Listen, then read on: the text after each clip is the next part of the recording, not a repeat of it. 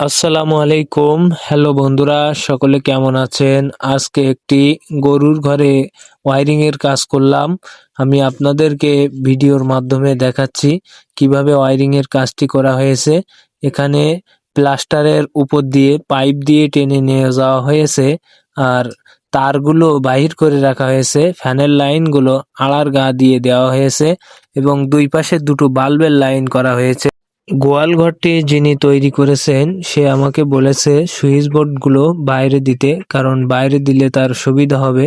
দেখতে পাচ্ছেন যে আমি লাইন দুইটা ম্যাজিক পাইপের মাধ্যমে বাইরে নিয়ে গিয়েছি, তার কারণ বারবার আসা সম্ভব না, মশারি টানানো থাকবে। এ কারণে সুইচ বোর্ডগুলো বাইরে দেওয়া হয়েছে।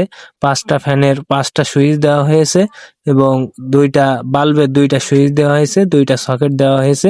ওইখান থেকে বের করে দিয়ে বাইরে দিয়ে ম্যাজিক পাইপ দিয়ে বোর্ডগুলো এখানে দেওয়া হয়েছে।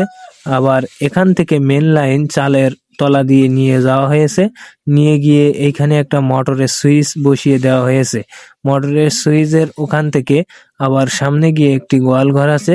তো সে আমাকে বলেছে যে এখানে আমাকে একটা ব্রেকার দিতে হবে।